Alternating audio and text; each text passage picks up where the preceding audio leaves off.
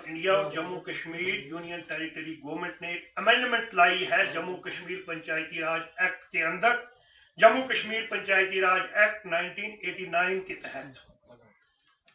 اس act کے تحت جس کے تحت ہمارے پنچایت کے فرسٹ ٹائر کے الیکشن ہوئے تھے 2018 کے اندر، پھر سیکنڈ ٹائر کے الیکشن ہوئے 2019 کے اندر، وہ جموں کشمیر پنچایتی راج ایکٹ کے تحت ہمارے الیکشنز ہوئے تھے۔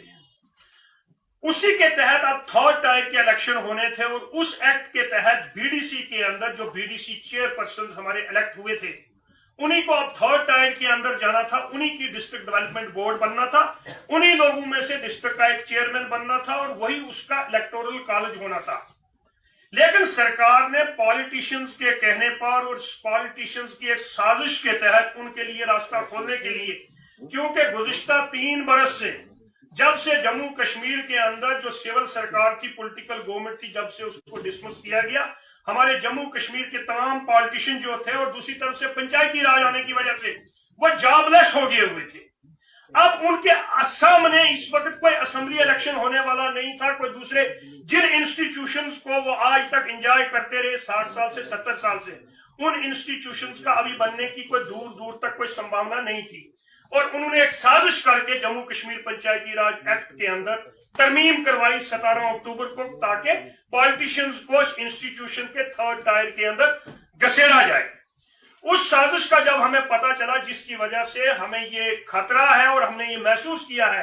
کہ پنچایت سسٹم جو ہم نے جموں کشمیر کے اندر کھڑا کیا تھا، اس کو ایک ویک کرنے کی کوشش کی گئی اور وہ ویک ہو رہا ہے،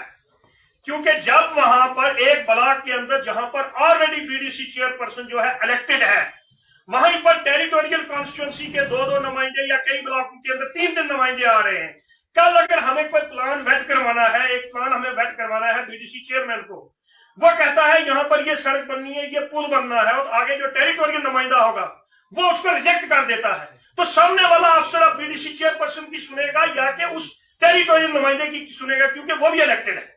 اب اس پر اس سازش کو روکنے کی خاطر آل جموں اینڈ کشمیر پنچایت کانفرنس نے ویک لانگ کنسلٹیشن، جو 20 ڈسٹرکٹس ہیں ہمارے جموں کشمیر کے، اس وقت ایگزسٹنگ جو جموں کشمیر ہمارا ہے اس کے 20 ڈسٹرکٹس میں کنسلٹیشن کرنے کے بعد